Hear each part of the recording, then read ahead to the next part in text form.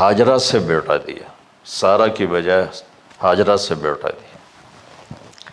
حضرت اللہ کی حکمت تھی، اللہ بھی یہی چاہ رہے تھے، تو حضرت سارہ کو بڑی تکلیف ہونے لگی، کہنے کہ اس بچے کو مجھ سے دور کرو، اس بچے کو مجھ سے دور کرو، میں دیکھ نہیں سکتی۔ تو جبریل آئے کہ اللہ تعالیٰ بھی فرما رہے ہیں کہ اسے یہاں سے دور کرو، کہ کہاں لے جاؤں؟ کہ یہ ہم بتائیں گے کہاں لے جانا ہے۔ تو جبریل انسانی شکل میں اونٹ پہ سوار ہو کر تشریف لائے، اور پیچھے حضرت ابراہیم علیہ السلام اپنی اونٹنی پر، بچہ بیگم، اور آگے جبریل رہبر کے طور پر۔ فلسطین سرسبز ہے، کہیں خشک ہے، لیکن پانی ہے، اچھی آبادی ہے۔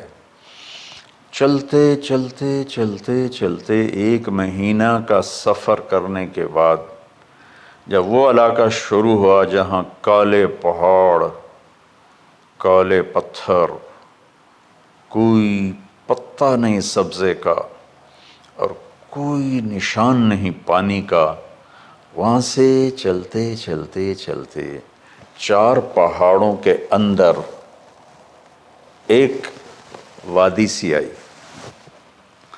جب وہاں پہنچے تو جبریل کہنے لگے اللہ کے نبی یہاں ہاجرہ اور اسماعیل کو چھوڑ دیں۔ جب وہ آگ میں جا رہے تھے نا ابراہیم علیہ السلام، تو ایک لفظ نہیں بولے، بنا کہا حسبی اللہ ونعم الوکیل۔ لیکن جب جبریل نے کہا یہاں چھوڑ دیں تو ایک دم بولے یہاں کیسے چھوڑ دوں، یہاں تو کچھ بھی نہیں ہے، یہ کیسے رہیں گے؟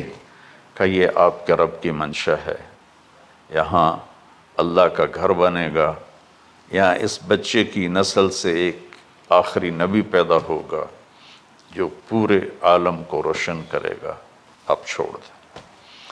تو وہ وہاں 3 دن رہے، ان کے لیے ایک چھپر سا بنایا لکڑیاں کاٹ کے، یا 2 دن رہے یا 1 دن، یہ تو کوئی تحقیق کوئی نہیں ہے، لیکن ایک چھپر سا ان کو بنا کے دیا ایسے، یعنی اس ایک اوپر وہ لکڑیوں کی چھاؤں کر دی اور نیچے ایسے بانس سے گاڑ دیے اور چل پڑے۔ تو حضرت ہاجرہ فرمانے لگی آپ کہاں جا رہے ہیں؟ اتنا بڑا امتحان تھا کہ جواب نہیں دینا، بس چپ کر کے چلو۔ انہوں نے پھر پوچھا آپ مجھے چھوڑ کے کیوں جا رہے ہیں؟ آگے سے خاموشی۔ چلتے چلتے 3 میل تک وہ اس طرح چلی۔ جب وہ کدئی پہنچیں تو اس وقت ان کو خیال آیا یہ اللہ کے نبی ہیں، کہیں ان کو اللہ نے نہ کہا ہو۔ تو ان کا اللہ امرک، کیا آپ کو اللہ نے کہا کہ مجھے چھوڑ دیں؟ کہنے لگے ہاں، یوں کیا۔ ایک دم ایک نئی ہاجرہ نے جنم لیا، کہ اذن، یوں گردن، اذن لن یضیعنا اللہ، جاؤ پھر میرا اللہ مجھے ضائع نہیں کرے گا۔ ابراہیم علیہ السلام بوجھل دل کے ساتھ پیدل چل رہے تھے، دونوں میاں بیوی اونٹنی پہ سوار ہوئے، اور وہ اپنے بچے کو گود میں لے کر ایسے کھڑی ان کو دیکھ رہے تھے۔ یہ کوئی مہینے کے لیے نہیں جا رہے تھے، پتہ نہیں ہے کب واپس آئیں۔ اجد بچھڑے قد ملن گے، جانے رب رحمان۔ دیکھتی رہیں۔ انہوں نے ایسے پہاڑی کے اوپر چڑھے کہ اونٹ نیچے اتری، تو پھر انہوں نے منہ موڑا اور واپس اس وادی کی طرف چلیں۔ کیا وقت تھا، صبح تھی، شام تھی۔ جو ابراہیم علیہ السلام غائب ہوئے تو ایک دم آپ نے اونٹنی کا منہ موڑا ادھر ہی اور کہا ربنا انی اسکنت من ذریت بواد غیر ذی زرع ربنا لیقیموا الصلاۃ، کیا درد ہے. آپ اندازہ لگاؤ ایک آدمی کو 84 سال کی عمر میں بیٹا ملے اور پھر اسے ایسے جنگل بیابان میں چھوڑ دیا جائے، تو ان کے دل پہ کیا بیت رہی ہوگی. یہ اس دعا میں وہ درد ہے جو میرے بھی آنسو نکل رہے ہیں. ہم کو 3 دفعہ قصہ سنا چکا. اے اللہ، تیرے ہی کہنے پر، تو جو میرا رب ہے، یا اللہ نہیں کہا، اللہم نہیں کہا، ربنا، یا اللہ تو مہربان ہے، اس میں بھی کوئی تیری مہربانی ہوگی، تیری محبت ہوگی، تیری شفقت ہوگی. انی اسکنت من ذریت، میں نے چھوڑ دیا اپنی اولاد کو. یا اللہ میں نے وہاں چھوڑا جہاں نہ پتہ ہے، نہ دانہ ہے، نہ پانی ہے. تو جان اور یہ جانے. اس درد بھری دعا نے عرش کو بھی ہلا دیا تھا اور آپ نے منہ موڑا. اس باپ کو سوچو جو ہر قدم پہ اپنے معصوم بچے سے دور ہو رہا ہے، اور اس ماں کو سوچو جو ہر قدم پہ اپنے خامن سے دور ہو رہی ہے. ابراہیم کی منزل تو آگے گھر ہے، 2 بیویاں اور ہیں، ادھر تو پتھروں کے ساتھ دوستی ہے. جب ہاجر، میں ایک دفعہ میں ایسے ہی سوچ میں بیٹھا، میں اتنا رویا. میں نے کہا جب وہ ہماری ماں ہاجرہ وہاں اکیلی بیٹھی ہوگی، وہ چاروں طرف اونچے اونچے پہاڑ تھے، اور اندر بیٹھنے والے کو باہر کا پتہ نہیں، باہر والے کو اندر کا پتہ نہیں. تو شام ڈھلی ہوگی تو اندھیری رات نے کیا ظلم ڈھایا ہوگا. کالے پہاڑوں کا اندھیرا، اندھیری رات کا اندھیرا. تارے بھی حیران ہوں گے یہ کون بی بی بیٹھی ہوئی ہے. ستارے روزانہ ہی نکلتے تھے، لیکن آج وہ ایک نیا تماشا دیکھ رہے ہیں کہ ایک معصوم شہزادی ایک معصوم بچے کو گود میں لے کے بیٹھی ہے. کون اسے یہاں چھوڑی؟ چاندنی رات ہی تو چاند بھی حیران ہو رہا ہوگا، یہ کیا ہو رہا ہے، یہ کیا ہو رہا ہے، یہ کیا ہو رہا ہے. اور وہ تنہا جان آسمان کو دیکھتی ہوگی، یا اللہ یہ میرے ساتھ کیا ہوگی. وہ رات کیسی، پہلی رات کیسی گزری ہوگی حضرت ہاجرہ پر. یہ ہمارے تبلیغ والے 3 دن کے لیے جاتے ہیں، بیویاں شور مچا دیتی ہیں، چھوڑ کے جاندے پہ وہ، چھوڑ کے جاندے پہ. اس ہاجرہ کو سوچو جس پر اندھیری رات تھی اور اسے کچھ پتہ نہیں تھا میرے ساتھ کیا ہونے والا ہے. جب دن چڑھا تو سورج نے دیکھ کر اس کی آنکھیں پھٹ گئیں کہ یہ کیا ہے. وہ تو کسی پہ رحم نہیں کرتا. اس کی آگ نے پتھروں کو تپایا، میری ماں ہاجرہ کے چھپر کو تپایا اور تڑپا کے رکھ دیا. ایک چھوٹا سی مشکیزہ تھا پانی کا، اس سے گھونٹ گھونٹ پی کے ان کے منہ میں بھی ڈر رہی تھی. اس مشکیزے پر 3 دن گزرے، پانی ختم ہو گیا. ہم 92 کے حج میں پھنس گئے. مزدلفہ سے پہلے تو ہماری بس میں پانی کوئی نہیں تھا. جو اس وقت ہمارا حال ہو، ہمیں پتہ تھا 2-4 گھنٹے کے بعد پانی ہے، لیکن جو اس وقت بچے بھی تھے، چیخ و پکار تھی. ہاجرہ کی چیخیں کون سن رہا تھا؟ اور ادھر اسماعیل کی دھاڑ دھاڑ شروع ہو گئی، پیاس کی وجہ سے، بھوک کی وجہ سے. بے بس ماں دیکھ رہی ہے، میں کیا کروں.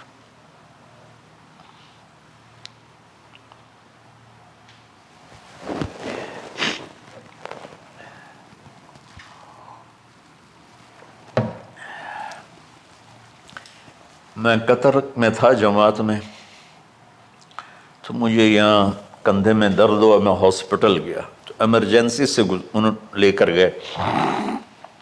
ایک بچہ تڑپ رہا تھا اس میں، جو ہاسپٹل کا بیڈ ہوتا ہے چھوٹا سا. اس کی ماں ٹیک لگا کر نا اس کو یوں دیکھ رہی تھی. مجھے نہیں پتا وہ کون ہے، مجھے نہیں پتا اس بچے کو کیا ہے، لیکن آپ یقین مانیں یہ جو میرے آنسو ہیں اس عورت کی وجہ سے، کہ جس خاموش ساز خاموش فریاد سے معمور ہیں ہم، نالہ اگر لب پہ آتا ہے تو مجبور ہیں ہم. جس طرح وہ ماں ساز خاموش تھی اور اس کے چہرے پر درد پکار رہا تھا، میں صرف ایسے گزرتے گزرتے اس کو دیکھا اور میں آج رو رہا ہوں 15 سال کا قصہ یاد کر کے. تو ہاجرہ کے چہرے کو کون پڑھنے والا تھا؟ کون سی ایمرجنسی وارڈ میں بیٹھی تھی؟ کون اس کے لیے کہہ رہا تھا میں پانی لاتا ہوں، کھانا لاتا ہوں؟ موت تھی دونوں ماں بیٹی کی. تو یہ بے قراری میں صفا مروہ کی دوڑ لگائی، انہیں پتا تھا کچھ نہیں ہے.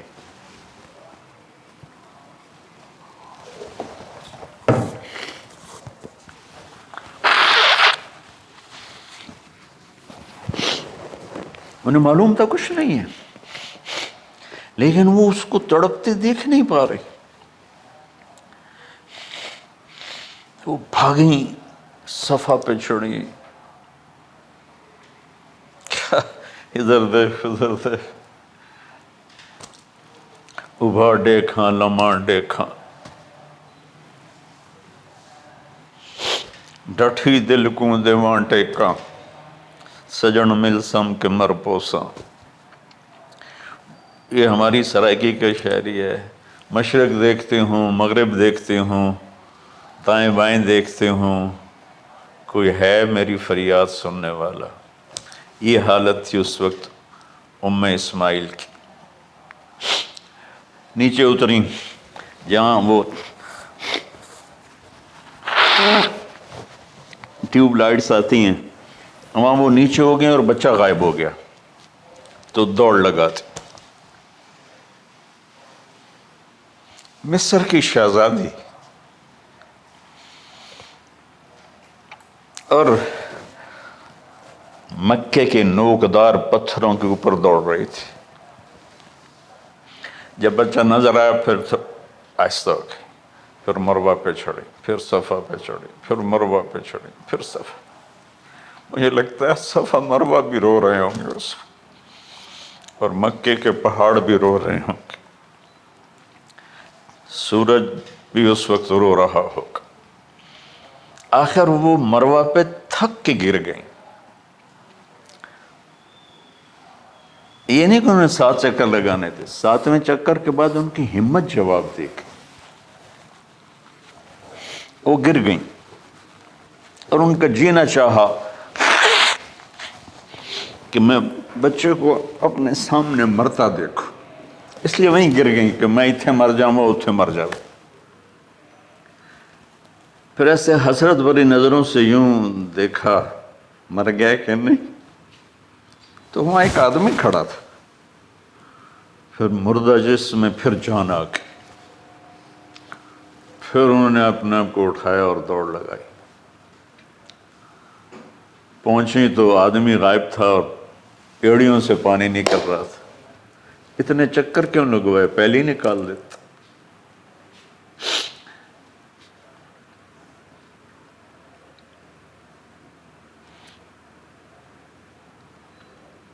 عاشق ہوں میں عشق کماں میں، دل رکھیں وانگ پہاڑاں ہو.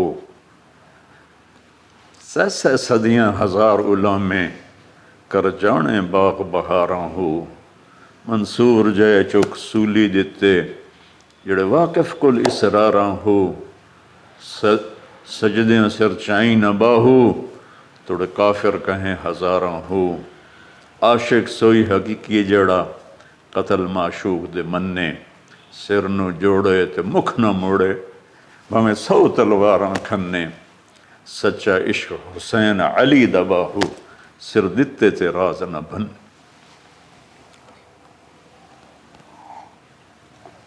کوئی ابراہیم کا گلہ نہیں، شکوہ نہیں. یہ 7 چکر اور تڑپ اور درد اس کے بعد پانی کیوں نکالا؟ پہلے کیوں نہیں نکالا؟ کہ عشق کا راستہ ہی ہے. میرے گھر کے راستے میں کوئی کہکشاں نہیں ہے. راستہ عشق اشقا سے. اشقا کہتے ہیں آکاش بیل جو درخت کو چمڑ جاتی پیلی، تو وہ درخت اس کا ایسا عاشق ہوتا ہے، سب کچھ اس کو کھلا کے خود خوش ہو کے جل کے بالن بن جاتا ہے.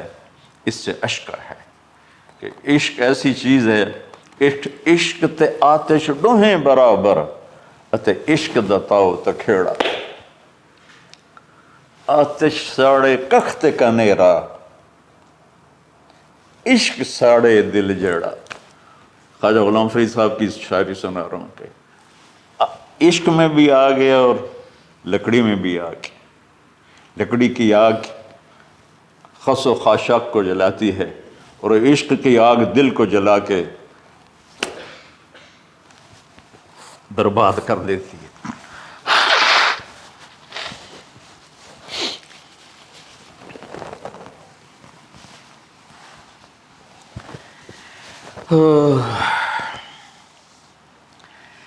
یہ دنیا میرے بھائی بہنوں امتحان کی جگہ ہے. ہم اسے جنت بنانا چاہتے ہیں. ہم یہاں اپنی مرضیاں پوری کرنا چاہتے ہیں. اللہ کی قسم، اللہ کی قسم، اللہ کی قسم، جس نے اپنی مرضی پہ چلنا شروع کیا وہ تباہ ہو گیا. جو اللہ رسول کی غلامی کے دائرے میں آیا وہ کامیاب ہو گیا. دیکھا تو پانی ابل رہا ہے، ابل رہا ہے، ابل رہا ہے، فوارے مار رہا ہے. تو اس وقت عبرانی لینگویج تھی تو ان کا زمزم زمزم، ٹھہر جا ٹھہر جا ٹھہر جا. وہ نیچے زور، اللہ کو بھی یہی منظور تھا، وہ نیچے زور. میرے نبی نے فرمایا اگر میری ماں زمزم نہ کہتی تو پورے عرب کو یہ پانی سیراب کر دیتا. اور آپ حیران ہوں گے، آج کل تو بہت زیادہ ایڈوانس ہے سائنس. تو سعودی گورنمنٹ نے کہ یہ اس کا سورس کیا ہے، یہ پانی کہاں سے آ رہا ہے. طائف تک ساری زمین کو کھنگالا، کوئی اس کا پیچھے سے لنک نہیں ہے. کہیں چشمہ ہوتا ہے نا تو پیچھے لنک ہوتا ہے، کہیں سے پانی نکل ہوتا ہے پیچھے سے لنک ہوتا ہے. زمزم کا کوئی لنک نہیں. جو ہی موٹر چلاتے ہیں تو 8-9 جھرنے ہیں سوراخ، وہاں سے پانی ابل ابل کے آنا شروع ہو جاتا. اور جو ہی موٹر بند کرتے تو وہ جھرنوں کا پانی بند ہو جاتا. اس میں نہ مچھر ہے، نہ اس میں کوئی کیڑا ہے، نہ کوئی مکوڑا ہے، پاک صاف پانی. زمزم زمزم.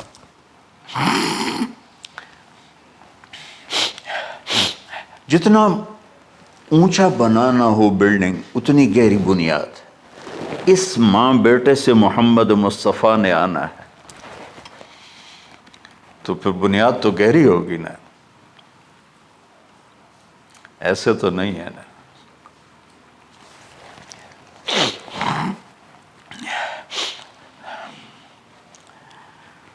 تو چونکہ محمد مصطفیٰ صلی اللہ علیہ وسلم کو اس بچے اور اس ماں سے اللہ نے وجود دینا، پیچھے ابراہیم والد ہیں دینا. ابراہیم علیہ السلام کی نسل میں 4000 انبیاء آئے. بنو اسرائیل میں 4000 اور حضرت اسماعیل علیہ السلام کا ایک ہی جو 1.25 لاکھ پہ بھاری نہیں ہے بلکہ کل کائنات پہ بھاری ہے اللہ کے بعد. تو اس لیے پسائی ہوئی یہ جو بناتے ہیں اپنی باڈیز، وہ اپنی کتنی پسائی کرتے ہیں، وزن اٹھاؤ دوڑو، وہ کیا کیا اپنے آپ کو مشقت میں ڈالتے ہیں، تب جا کے وزن وہ نکھر کے آتے ہیں. یہاں کوئی آبادی نہیں تھی. یمن سے لوگ جاتے تھے شام تجارت کے لیے. تو قبیلہ جرہم کا گزر تھا، پانی نہیں تھا، تو وہ پانی کی تلاش میں تھے. انہوں نے پرندے دیکھے. وہ کہنے کہ پرندے تو پانی پر آتے ہیں. انہوں نے 2 آدمی بھیجے. آگے دیکھا ایک خاتون، ایک بچہ اور کنواں تو نہیں تھا، پانی چشمہ. تو وہ سارے آئے اور کہا کہ بہن ہم یہاں ٹھہر جائیں. کہا ٹھہرو لیکن پانی میرا. ان کا ٹھیک ہے پانی آپ کا ہے. تو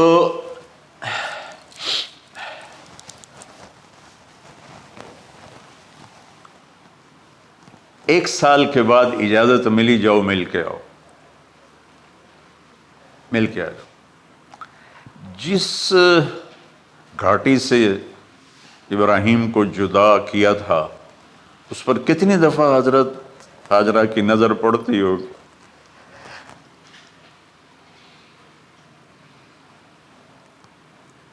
اگر آپ اس کو فیل کریں تو یہ قصہ بیان ہی نہیں ہو سکتا، بس رونا ہی پڑے گا۔ اور خاص طور پر آج کے دور میں جب کوئی اللہ کو کی ماننے کے لیے تیار ہی نہیں ہے، کوئی جہنم سے ڈرنے کے لیے تیار نہیں، کوئی جنت کی طلبگار نہیں۔ 1 سال کے بعد اونٹنی کا سر نظر آیا تو دل اچھل کے آسمان کو جا لگا کہ میری آنکھوں کی ٹھنڈک آ گئی، میرے سر کا سایہ آ گیا، میرے بیٹے کی چھاؤں آیا۔ وہ اونٹنی بٹھائی، کہا تشریف لائیے۔ کہنے لگے اترنے کا حکم نہیں ہے، صرف ملاقات۔ نہ آتے صبر آیا ہوا تھا، صبر توڑ کے پھر جا رہے ہیں۔ تو اف نہیں کی آہ نہ کر لبوں کو سی، زخم پہ زخم کھا کے جی، اپنے جگر کا لہو پی، آہ نہ کر لبوں کو سی، عشق ہے دل لگی نہیں، سینے پہ تیر کھائے جا، آگے قدم بڑھائے جا، یعنی زبان حال سے کہہ دے اس کے ہاں ستائے جا۔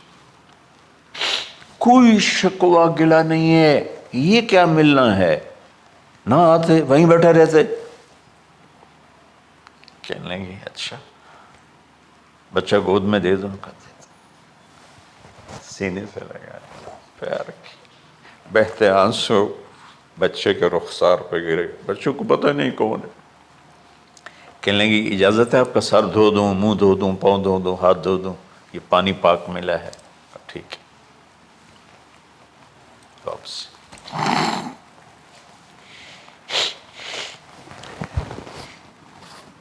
فلما بلغ معه السعي، جب وہ بچہ بھاگنے دوڑنے لگا، دل میں اتر گیا، نظروں کو بھا گیا، تو خواب آنے شروع ہوئے، قیمتی چیز قربان کرو، پتہ نہیں کتنی بکریاں قربان کر دیں۔ پھر خواب آیا قیمتی چیز قربان کرو، پھر گائے قربان کر دیں، عدد مجھے یاد نہیں ہے۔ پھر خواب آیا قیمتی چیز قربان کرو، اونٹ قربان کر دیے۔ پھر خواب آیا قیمتی چیز قربان کرو، تو پھر خیال آیا کہ یہ اسماعیل کی طرف اشارہ ہے۔ 1500 کلومیٹر ہے، 1 مہینے کا اونٹ کا سفر ہے۔ چھری لے کر ایک باپ بچے کو ذبح کرنے جا رہا ہے، اس مہینے کے ہر منٹ نہیں، ہر سیکنڈ میں اس کے دل پہ کیا گزر رہی ہوگی، کس لیے جا رہا۔ ساری دنیا پھرتے ہیں، جب گھر واپس آنے کا ہوتا ہے تو خوش ہو رہے ہوتے ہیں کہ پاکستان جا رہے ہیں، پاکستان جا رہے ہیں۔ کتنی دفعہ اللہ نے دنیا پھرائی یہ، اور اس باپ کی عمر 92 سال ہو چکی، 92 سال مولانا صاحب۔ اس کی اونٹنی کے قدم کے ساتھ نہیں، ہر سیکنڈ کے ہر کروڑویں حصے میں ابراہیم کا دل پھٹتا ہوگا کہ اس معصوم بچے کو ذبح کیسے کروں۔ اللہ کی مان کے دکھا دی۔ اللہ نے تو ہمیں دین ہی آسان دیا ہے، ہم سے تو نہیں بچوں کی قربانی مانگی۔ ابو بکر صدیق رضی اللہ تعالیٰ عنہ نے فرمایا تھا یا رسول اللہ، ایک آیت ہے جس میں کا مفہوم یہی ہے، اگر اللہ ہمیں کہتا نا بچے قربان کرو، ہم بھی چھریاں چلا دیتے۔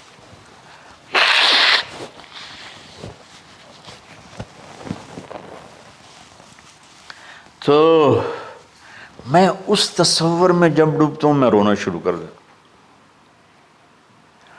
عاصم کا بازو ٹوٹا، 6 سال کا تھا، اس کو جوڑ رہے تھے تو اس کی چیخیں نہیں کر رہی تھی، میں باہر نکل گیا، مجھ سے چیخیں سنی نہیں گئی، حالانکہ وہ اس کا علاج کرنے کے لیے کر رہے تھے۔ اور یہ 92 سال کی ہستی بڑھاپے میں 1 مہینے کی اذیت برداشت کرتے ہوئے جا رہے ہیں کہ بیٹا ذبح کرنا ہے، بیٹا ذبح کرنا ہے، بیٹا ذبح کرنا ہے۔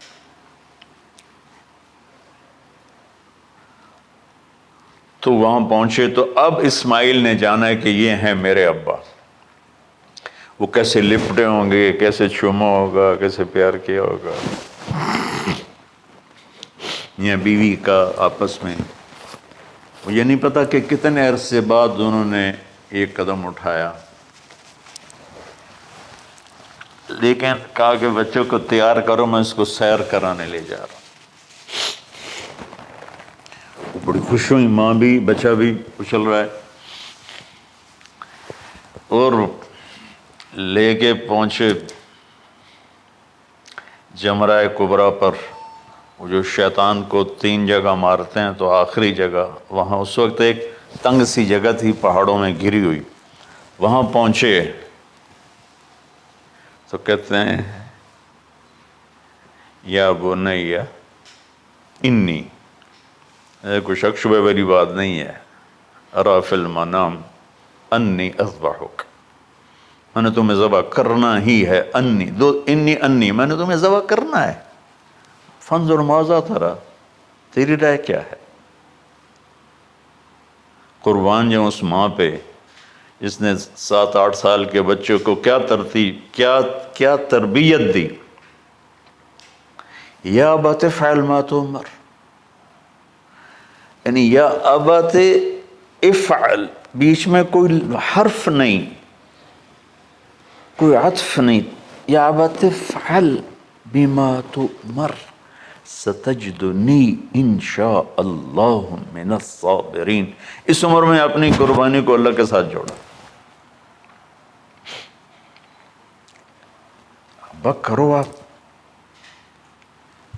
یہ جب ماں اپنے بچے کو فوکس کر، آج کی مائیں، میں گلہ کرتا ہوں آپ کے والدین سے، میں گلہ کرتا ہوں، انہوں نے اپنی اولاد کو فوکس نہیں کیا، یہ اپنے دھندوں میں اتنا پھنسے ہوئے ہیں، اپنے کاموں میں، اس بدبخت یہ کیا فون ہے، کیا کہتے ہیں اس کو، اسمارٹ فون، سیمسنگ موبائل، اس میں اتنا گم ہو گئے ہیں کہ بچے اگنور ہو گئے ہیں۔ 3 سال کا بچہ سکول جا رہا ہے، اسے ماں کی گود چاہیے، اسے سکول بھیج رہے ہیں، وہ وہاں، میرے بچے کو ڈسلیکسیا تھا، اس کو عاصم کو، اس کو پڑھنا نہیں آتا تھا، ایک بیماری ہے، تو اس کی ٹیچریں مار مار مار اس کا حشر کر دیتی، میرا بچہ برباد کر دیا انہوں نے۔ وہ 6 سال کی عمر میں ڈپریشن کا شکار ہو۔ میں ماؤں سے کہتا ہوں بچوں کو ٹائم دو، تمہارا سرمایہ تمہاری اولاد ہے، اور اولاد ڈگری سے عزت نہیں ملتی، اولاد تمہاری نیک ہوگی تو وہ بلند بخت ہوں گی، عزت پائیں گی۔ پاکستان کو پڑھے لکھوں نے لوٹا ہے، ان پڑھوں نے نہیں لوٹا۔ ابا جی، بابا جی، آپ کریں نا، دیر کیوں کر رہے ہیں؟ ستجدنی انشاء اللہ من الصابرین، آپ دیکھیں گے میں آپ کی آزمائش پہ پورا اتروں گا، اور اللہ کی آزمائش پر بھی پورا اتروں گا۔ پھر معصوم ذہن ادھر چلا گیا ماں کی طرف، کہنے لگے ہاں یہ بات تو ہے کہ میری ماں کو بڑی تکلیف ہوگی، تو اس لیے نا اپنا کرتا اتارا، کہا بابا جی یہ کرتا آپ میری ماں کو دے دیں، وہ جب مجھے یاد کرے گی میرا کرتا دیکھ لے، اور آپ نے مجھے یہیں دفن کرنا ہے، ادھر نہیں لے جانا، اور آپ بھی احتیاط کریں، مجھے الٹا لٹائیں، طلّہ للجبین، میرا سر زمین پہ لگائیں، گردن نہیں، تاکہ آپ کو تکلیف نہ ہو مجھے دیکھ کر۔ اب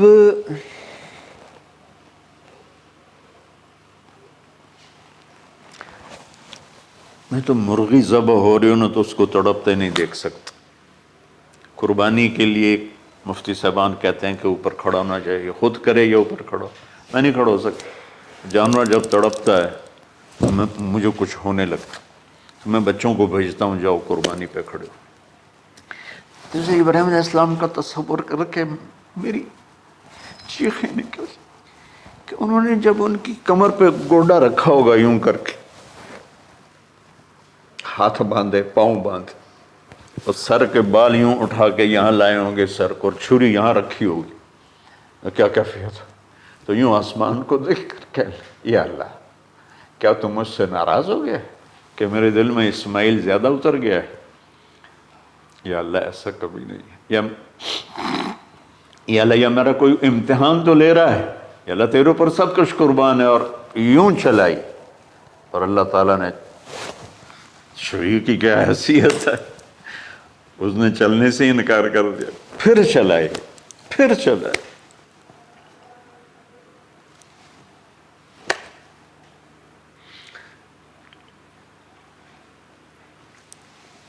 بعضی کتابوں میں ہے تو صحیح، لیکن روایت کی کتنی حیثیت ہے وہ تو مجھے نہیں پتا، لیکن چونکہ یہ ایک تاریخی چیز ہے کہی جا سکتی ہے. کہتے ہیں پھر گئے اور چھری کو تیز کیا پتھر پر، تیز کر کے جب وائن اور بال پکڑے. آسمان کے فرشتے 2 دفعہ روئے ہیں انسانی تاریخ میں. آسمان کے فرشتے 2 دفعہ روئے ہیں انسانی تاریخ میں. ایک جب ابراہیم علیہ السلام نے ان کی کمر پہ اپنا گھٹنا رکھا کہ سر کے بال پکڑ اور چھری پکڑ کے یہ کہا یا اللہ تم مجھ سے ناراض ہو گئی، تو آسمان کے فرشتوں کی چیخیں نکل گئی. اور ایک جب اللہ کے نبی کو طائف میں پتھر پڑے کہ اللہ من یشکو الیک ضعف قوتی، تو آسمان کے فرشتوں کی چیخیں نکل گئی. جب ہمارے نبی کو طائف والوں نے مارا اس پر، یہ 2 دفعہ آسمان کے سب فرشتے روئے. تو پھر اللہ نے کہا بس، نادیناہ ان یا ابراہیم قد صدقت الرؤیا انا کذلک نجزی المحسنین. ابراہیم تو پاس ہو گیا ہے. چھری چل گئی اور آنکھوں پر تو پٹی تھی، چھری چل گئی.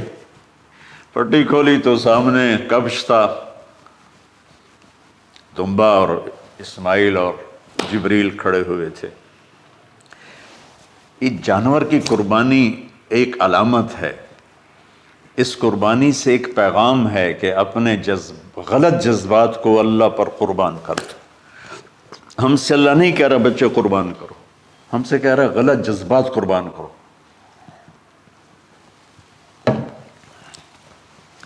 ہم سے اللہ کہہ رہا ہے اپنے جذبات کو دبا دو جو تمہیں اللہ اس کے رسول سے دور کرتے ہیں، ان پر چھری چلاؤ.